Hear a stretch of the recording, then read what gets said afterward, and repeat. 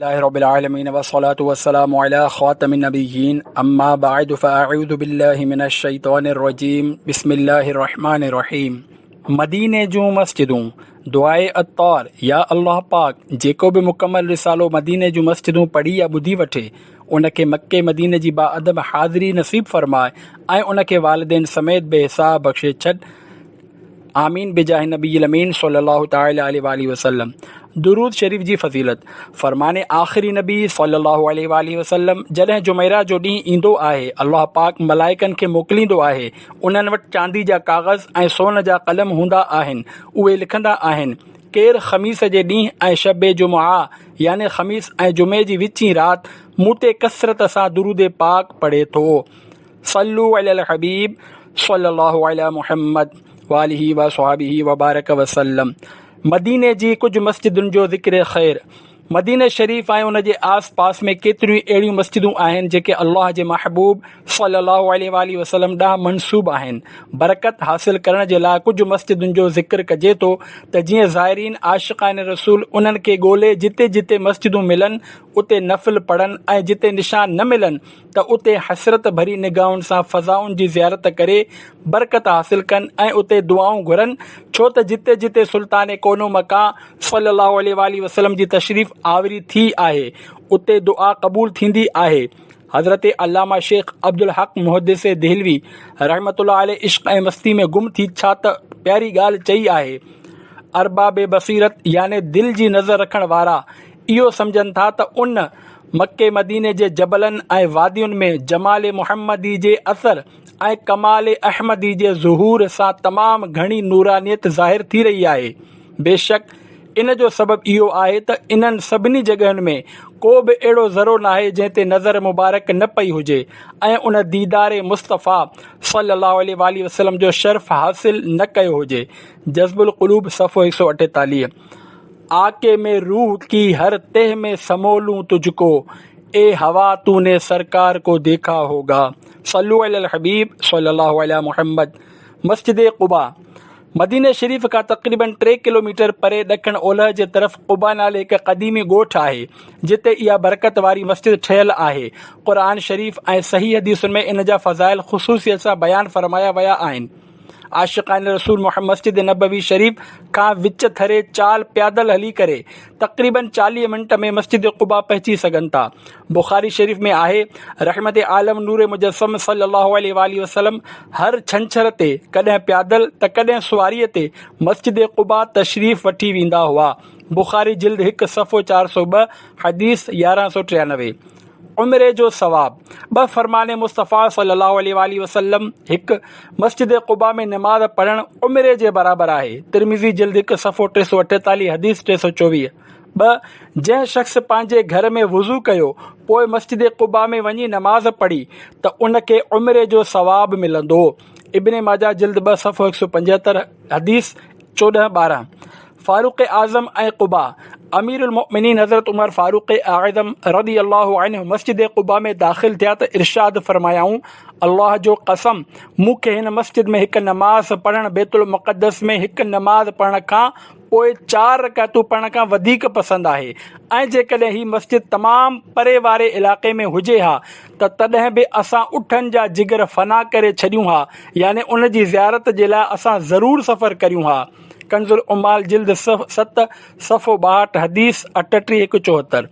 अब्दुल्ला बिन उमर ऐं क़ुबा। हज़रत अब्दुल्ला बिन उमर रज़ी अल्लाहु अन्हु हर हफ़्ते मस्जिद क़ुबा में हाज़िर थींदा हुआ। मुस्लिम सफ़ो 724 हदीस 1399। सल्लू अलल हबीब सल्लल्लाहु अला मुहम्मद। मस्जिद फ़दीह। हीअ मस्जिद शरीफ़ मस्जिद क़ुबा खां ओभर तरफ़ 1 किलोमीटर जे फ़ासिले ते आहे। जॾहिं इस्लामी लश्कर बनी नुदैर जो मुहासिरो कयो हो उन वक़्तु शहनशाह मदीना सल्लल्लाहु अलैहि वसल्लम जो मुबारक ख़ैमो हिते लॻायो वियो हो ऐं हिन मक़ाम ते रहमत आलम सल्लल्लाहु अलैहि वसल्लम 6 ॾींहं निमाज़ूं अदा फ़रमायूं हुयूं। वफ़ा उल वफ़ा जिल्द 2 सफ़ो 821। उन जी यादगार में इहा मस्जिद ठाही वई आहे। के माण्हू ग़लति फ़हमीअ जे करे इन खे मस्जिद शम्स चवंदा आहिनि। सल्लू अलल हबीब सल्लल्लाहु अला मुहम्मद। ख़म्सा या सबआ मसाजिद। मदीने शरीफ़ जे उत्तर ओलह तरफ़ सलाह जबल जी वादी में 5 मस्जिदूं हिक ॿिए जे वेझो ई वाक़िअ आहिनि। दरअसल हिते अॻ में 7 मस्जिदूं हूंदियूं हुयूं ऐं अरबी में 7 खे सबा चइबो आहे। इन करे ही इलाइक़ो सबा मस्जिदुनि जे नाले सां सुञातो वेंदो हो। हाणे जॾहिं त हिते 5 मस्जिदूं रहिजी वियूं आहिनि ऐं अरबीअ में 5 खे खमसा चइबो आहे, इन करे आहिस्ते आहिस्ते इहा जॻह खमसा मसाजिद जे नाले सां मशहूरु थी वई। इन्हनि 5 मां हिकु मस्जिदुल फतह जे नाले सां टिकरीअ ते क़ाइमु आहे, जंहिं ते चढ़ण जे लाइ ॾाकिणियूं बि मौजूदु आहिनि। ग़रवा अहज़ाब जे मौक़े ते जंहिं ग़ज़वे खंदक बि चइबो आहे, हुज़ूर ताजदार मदीना सल्लल्लाहु अलैहि वसल्लम मस्जिदुल फतह वारी जाइ ते सूमर अंगारो अरबा 3 ॾींहं मुसलमाननि जे फतह ऐं नुसरत जे लाइ दुआ फ़रमाई ऐं 3 ॾींहं ज़ोहर ऐं असर जे विच में फतह जी बिशारत मिली ऐं अहिड़ी त कामिल फतह हासिल थी जो इन खां पोइ हमेशह काफ़िर मग़लूब रहिया। हज़रत जाबिर रज़ियल्लाहु अन्हु फ़रमाइनि था, जॾहिं मूंखे का मुश्किल पेश ईंदी आहे त मस्जिद फतह वञी दुआ घुरंदो आहियां त उहा मुश्किल हल थी वेंदी आहे। मस्जिदुल फतह खां अलावा ॿियनि 6 मस्जिदुनि जा नाला ही आहिनि।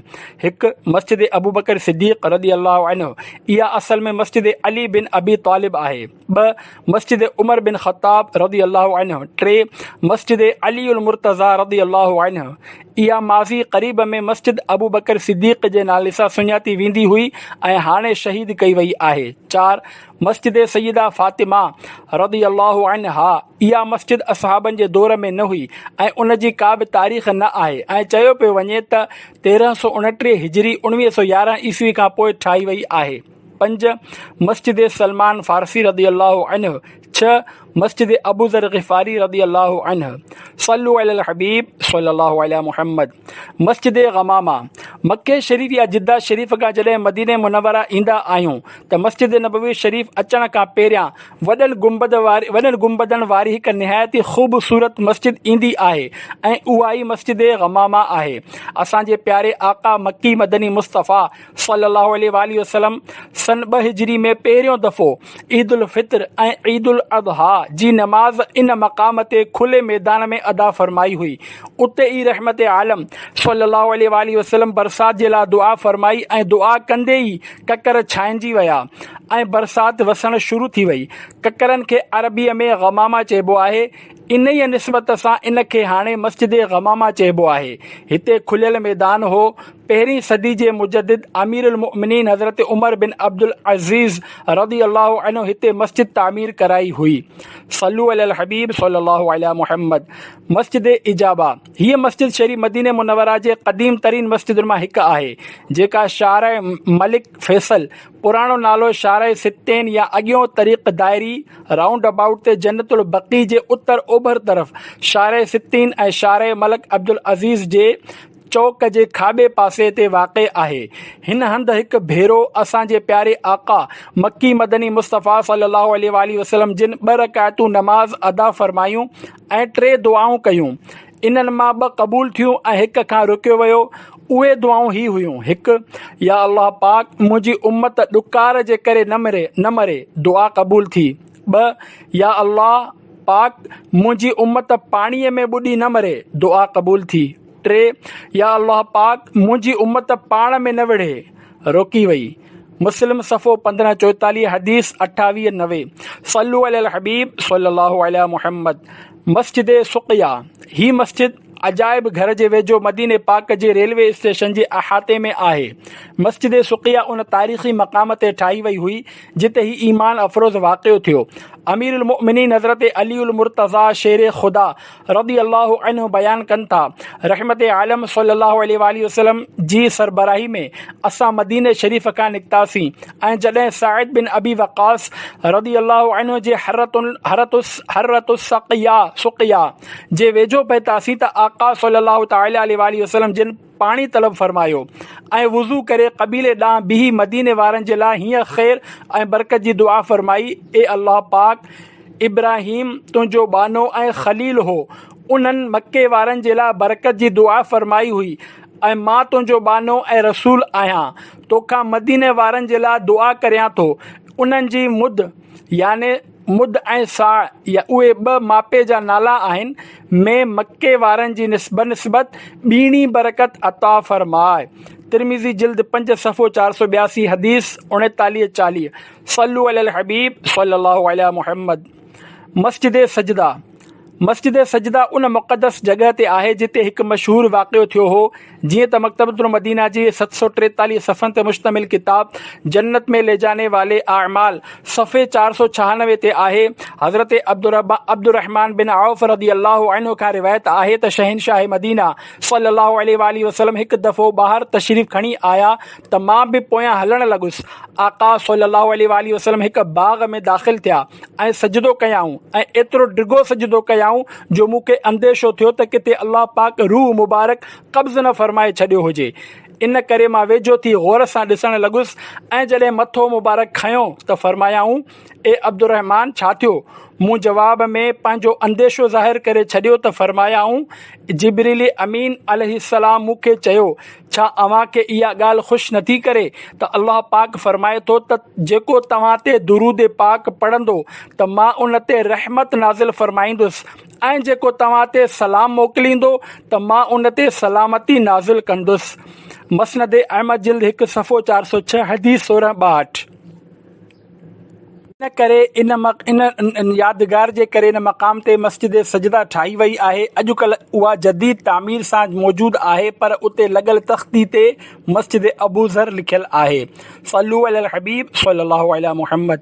मस्जिद ज़िबाब या मस्जिद राया सनियतुल वदा खां उहद जबल ॾांहुं वेंदे खाॿे हथ ते मदीने पाक खां उत्तर नॉर्थ तरफ़ ज़िबाब नाले जबल ते ग़ज़वे तबूक खां वापसी ते किन रिवायतुनि मुताबिक़ ग़ज़वे खंदक जे मौक़े ते सरकार मदीना सल्लल्लाहु अलैहि वसल्लम जो ख़ैमो शरीफ़ लॻायो वियो हो। रिवायत आहे त सरकार मदीना सल्लल्लाहु अलैहि वसल्लम जिन ज़िबाब जबल ते बे नमाज़ अदा फ़रमाई हुई। जज़्बुल क़ुलूब 136 137 वफ़ाइल वफ़ा जिल्द 2 सफ़ो 845। उन मुबारक जबल ते अमीरुल मोमिनीन हज़रत उमर बिन अब्दुल अज़ीज़ रदी अल्लाहु अन्हु यादगार तौरु हिकु मस्जिद ठहिराई जंहिंखे मस्जिद ज़िबाब या मस्जिद राया बि चयो वेंदो आहे। इन खे माज़ीअ में मस्जिद क़रैन ऐं मस्जिद ज़ाविया जे नालनि सां बि सॾियो वेंदो हो। सल्लु अलल हबीब सल्लल्लाहु अलैहि मुहम्मद। मस्जिद ऐनैन ही मस्जिद हज़रत हमज़ा रदी अल्लाहु अन्हु जे मज़ार जे दरवाज़े मुबारक जे साम्हूं क़िबले पासे वाक़िअ जबल रुमात ते आहे। उहद जे ॾींहुं इस्लामी लश्कर जा तीर अंदाज़ हिन ते बीठा हुआ। मनक़ूल आहे हमज़ा रदी अल्लाहु अन्हु खे उन ई जॻह ते बड़छी लॻी हुई। जाबिर रदी अल्लाह अन्हु खां रिवायत आहे त शहनशाह ख़ैरुल अनाम सल्लल्लाहु अलैहि वसल्लम जिन असहाबनि सगोरन अलैहिम रिदवान सां गॾु उते हथियारनि सां नमाज़ अदा फ़रमाई हुई। वफ़ाउल वफ़ा जिल्द 2 सफ़ा 848 849। सल्लु अलल हबीब सल्लल्लाहु अलैहि मुहम्मद। मस्जिद मशरबा उम्मे इब्राहीम हीअ मस्जिद शरीफ़ हर्रा शर्क़िया जे वेझो नख़लिस्तान याने खजूरनि जे बाग़ में वाक़िअ हुई। मशरबा याने बाग़ ऐं उम्मे इब्राहीम मां मुराद उम्मुल मोमिनीन हज़रत मारिया क़िब्तिया रदी अल्लाहु अन्हा आहिनि। ही उन्हनि जो बाग़ हो ऐं हक़ीक़ी मदनी मुन्ने आशिक़ाने रसूल जे अखियुनि जे तारे मक्की मदनी सल्लल्लाहु अलैहि वसल्लम जे प्यारे हज़रत इब्राहीम रदी अल्लाहु अन्हु जी विलादत बासआदत हिते ई थी हुई।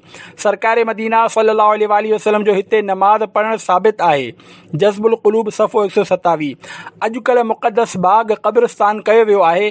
क़ब्रिस्तान जे विच में हिकु नंढड़ी क़दीम मस्जिद आहे जंहिंजे अङण में हिकु निहायती पुराणो खूह आहे। हिकु तारीख़दान जो बयानु आहे त मूंखे जॾहिं बि दाख़िल थियण में कामयाबी मिली त मूं उन मस्जिद में तदफ़ीन जो सामान ॾिठो। मौजूदा चौदीवारी खां ॿाहिरि पुराणे तिर्ज़ ते हिकु मस्जिद छित खां सवाइ ठाही वई आहे।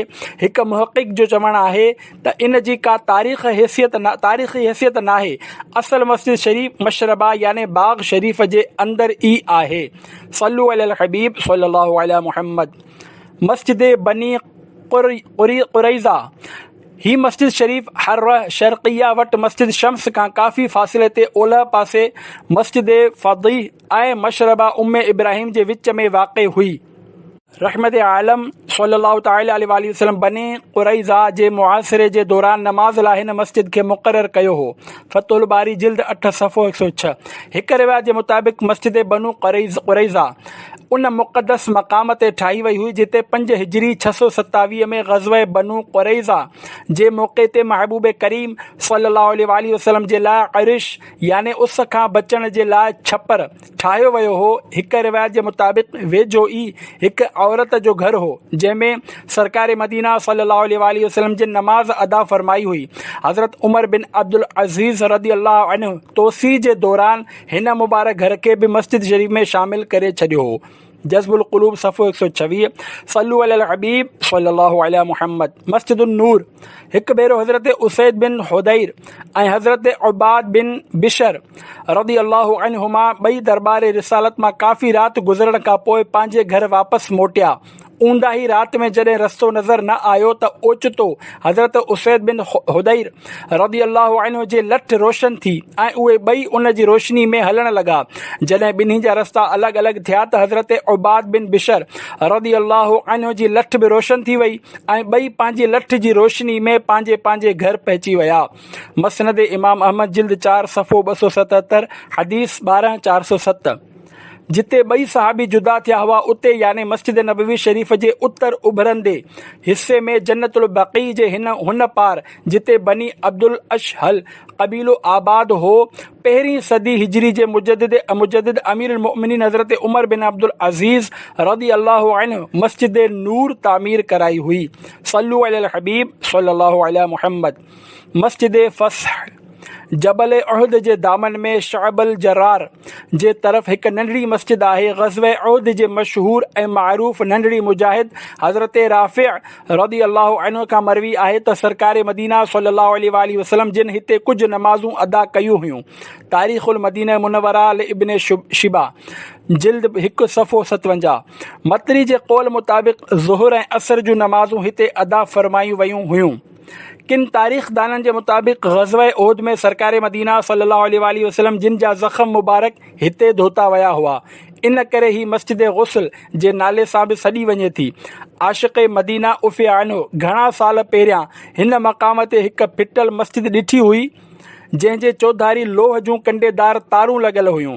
इहा ग़ालिबन मस्जिद फ़स्ह ई हुई। ही असांजे प्यारे मक्की मदनी सरकार रहदे क़ल्ब बेक़रार सल्लल्लाहु ताला अलैहि वसल्लम जे सजदगाह जी यादगार आहे। सल्लु अलल हबीब सल्लल्लाहु अलैहि मुहम्मद। मस्जिद बनी ज़फ़र या मस्जिद बग़ला।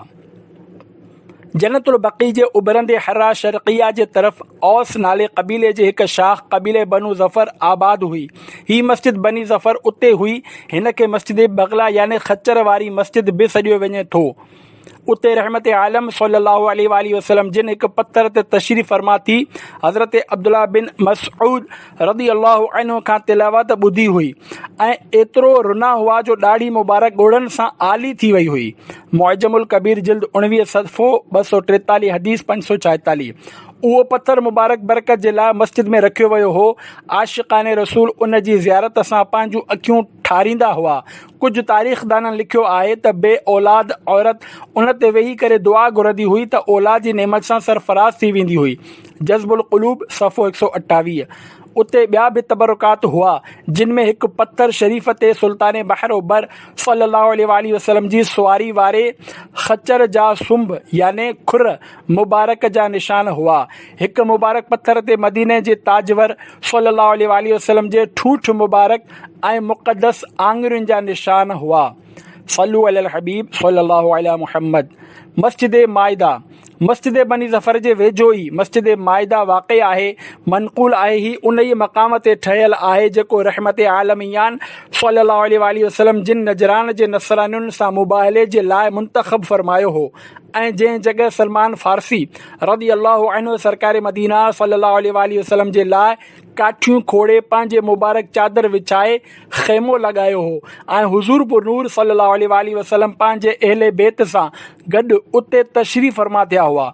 हिकु तारीख़ी रिवायत जे मुताबिक़ हिन मक़ाम ते आका नामदार सल्लल्लाहु अलैहि वसल्लम ऐं अहले बैत अतहार जे लाइ जन्नत मां 5 प्यालनि में खाधो नाज़िल थियो हो। इन करे हिन खे मस्जिद पंज प्याला बि चवंदा आहिनि। हिते आशिक़ान रसूल यादगार तौरु गुंबज़ ठाहियो हो। 1400 हिजरी में आशिक़ मदीना उफ़िया अन्हु अमीर सुन्नत जिन उन मुक़द्दस मक़ाम जे खंडर जी ज़ियारत कई हुई, गुंबज़ वग़ैरह मौजूदु न हुआ। आशिक़ान रसूल लाइ उन फ़ज़ाउनि जी ज़ियारत करे इश्क़ रसूल में दिलि जलाइण बि वॾी सआदत आहे। सल्लू अलल हबीब सल्लल्लाहु अला मुहम्मद।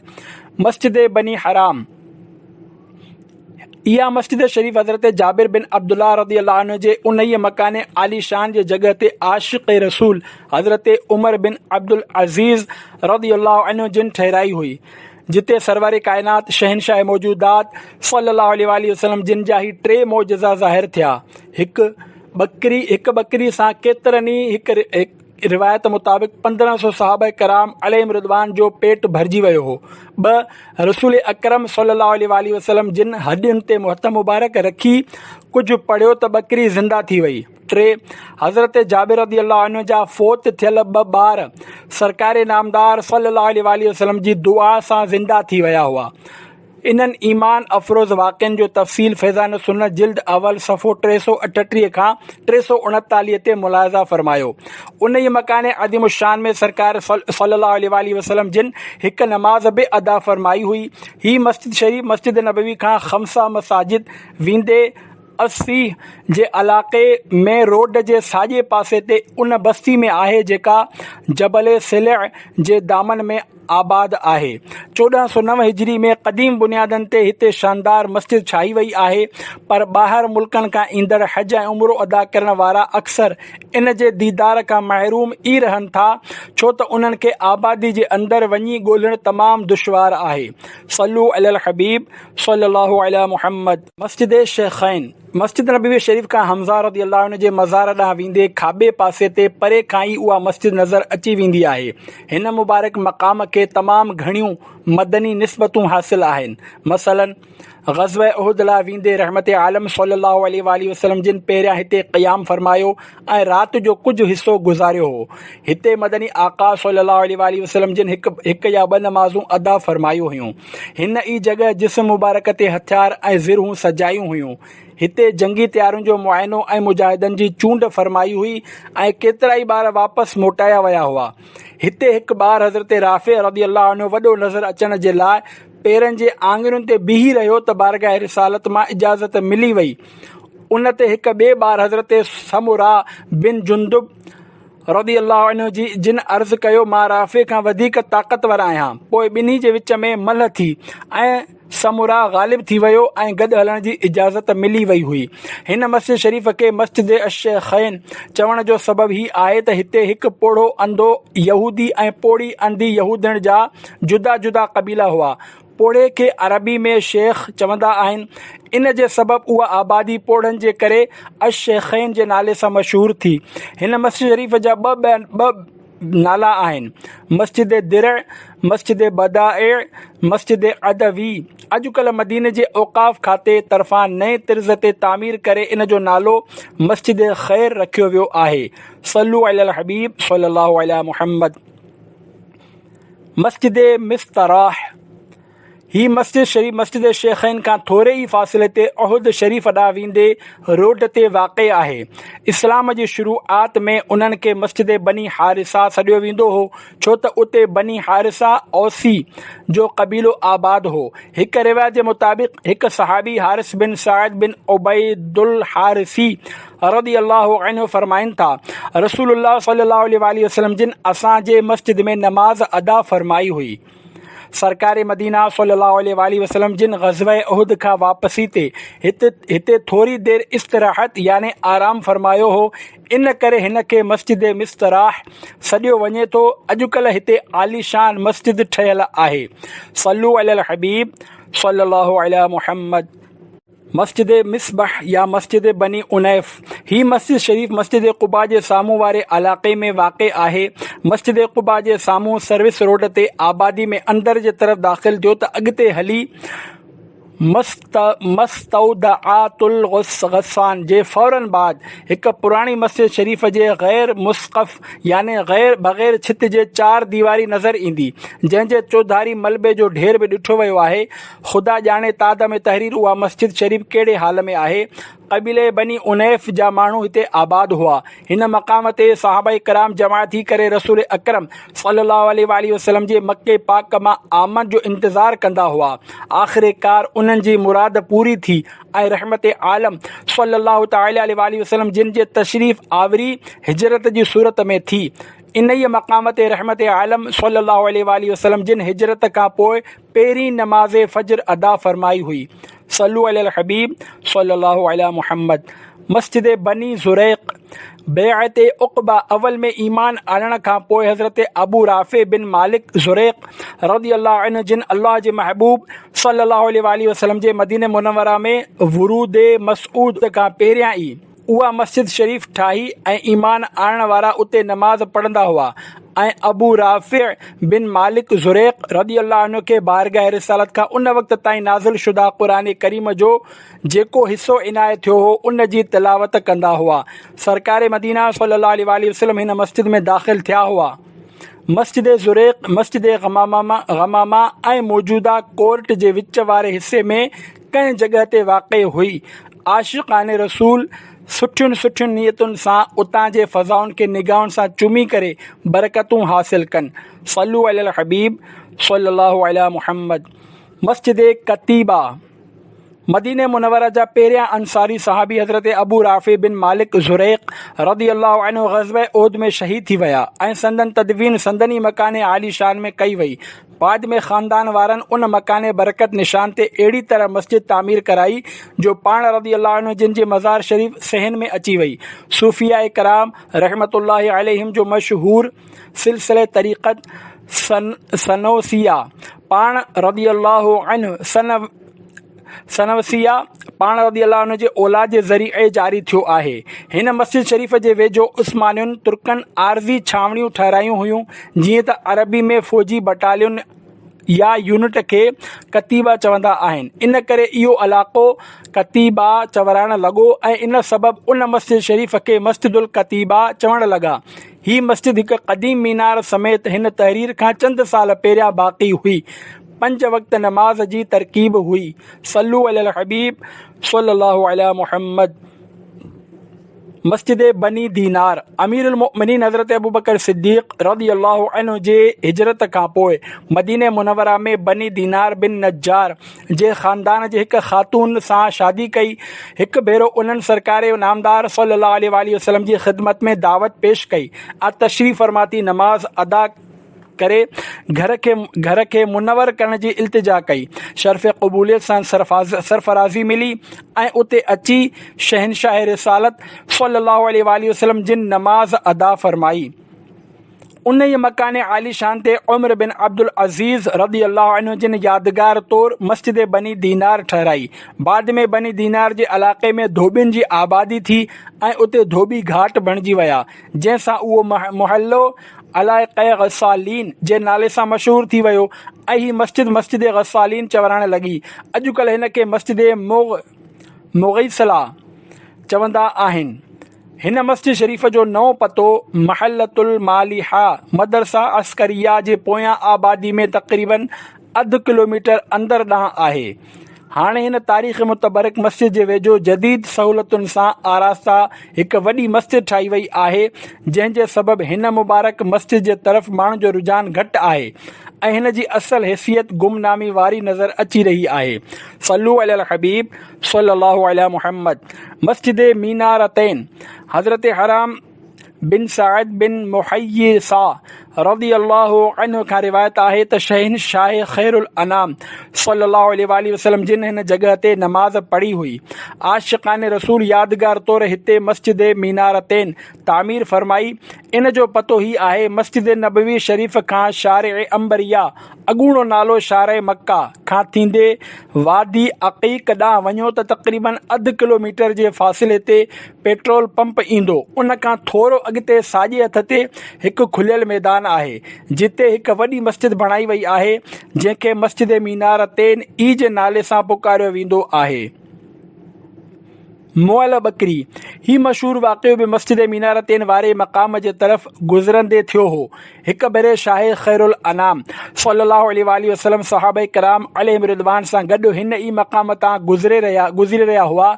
ओचितो हुज़ूर पुरनूर सल्लल्लाहु अलैहि वसल्लम जे निगाह मुबारक हिकु मुअल बकरी ते पई जंहिं मां बदबू अची रही हुई। सहाबा किराम रज़ियल्लाहु अन्हुम जे नक ते कपिड़ो ॾिनो जंहिं ते रसूलुल्लाह सल्लल्लाहु अलैहि वसल्लम जिन इरशाद फरमायो, हिन बकरी जो पंहिंजे मालिक ते छा असरु ॾिसो था? उन्हनि अर्ज़ु कयो, या रसूल अल्लाह सल्लल्लाहु अलैहि वसल्लम, ही छा असरु ॾेखारे सघे थी? रसूलुल्लाह सल्लल्लाहु अलैहि वसल्लम जिन फरमायो, अल्लाह ताला जे साम्हूं ही दुनिया हिन खां बि मामूली आहे जहिड़ी तरह ही बकरी पंहिंजे मालिक जे लाइ मामूली आहे। वफ़ा उल वफ़ा जिल्द 2 सफ़ो 878। सल्लु अलल हबीब सल्लल्लाहु अलैहि मुहम्मद। मस्जिद जुमुआ मस्जिद क़ुबा खां मस्जिद नबवी शरीफ़ ॾांहुं वेंदे उहा मस्जिद शरीफ़ साॼे हथ ते अचे थी। हिजरत शरीफ़ जे मौक़े ते क़ुबा शरीफ़ खां फ़ारिग़ थी रहमत आलम सल्लल्लाहु अलैहि वसल्लम सहाबा किराम अलैहिम रिदवान सां गॾु मदीने शरीफ़ रवाना थिया ऐं ही जुलूस मुबारक जॾहिं बनी सालिम जे इलाक़े वटां गुज़रियो त मक़ामी माण्हुनि कुझु देरि हिते क़याम जी इल्तिजा कई जेका मंज़ूर थी वई। इन ई दौरान नमाज़ जुमआ जो वक़्तु थी वियो त रहमत आलम सल्लल्लाहु अलैहि वसल्लम जिन सहाबा किराम अलैहिम रिदवान सां गॾु बा जमात पहिरीं नमाज़ जुमअतल मुबारक अदा फरमाई। जिते नमाज़ अदा कई उते बाक़ाइदा मस्जिद छाराई वई। सल्लु अलल हबीब सल्लल्लाहु अलैहि मुहम्मद। मस्जिद मिअराज ही मस्जिद शरीफ़ मदीने वारनि जे मीक़ात ज़ुल हुलैफ़ा जे क़िबले वारे पासे हूंदी हुई। ही उन मुक़दस जॻह ते वाक़ हुई जिते शहनशाह काइनात सल्लल्लाहु अलैहि वसल्लम जिन मक्के शरीफ़ खां वापसी ते राति गुज़ारी हुई ऐं आराम फरमायो हो। हाणे हिन मस्जिद मुबारक जी ज़ियारत नथी थी सघे। सल्लु अलल हबीब सल्लल्लाहु अलैहि मुहम्मद।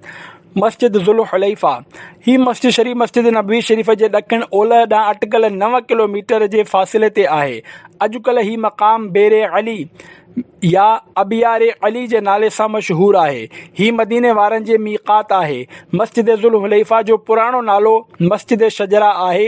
हज़रत अब्दुल्लाह बिन उमर रज़ियल्लाहु अन्हुमा खां रिवायत आहे त नबी आख़िर ज़मा शहनशाह कोनो मकान सल्लल्लाहु अलैहि वसल्लम मदीने मुनव्वरा खां शजरा जे रस्ते खां ॿाहिरि तशरीफ़ वठी वेंदा हुआ ऐं मुअर्रस जे रस्ते खां मदीने ईंदा हुआ ऐं जॾहिं मके शरीफ़ तशरीफ़ वठी वेंदा हुआ त मस्जिद शजरा में नमाज़ पढ़ंदा हुआ ऐं जॾहिं वापसि तशरीफ़ फरमा थींदा हुआ त ज़ुल हुलैफ़ा जे वादी में नमाज़ अदा कंदा हुआ।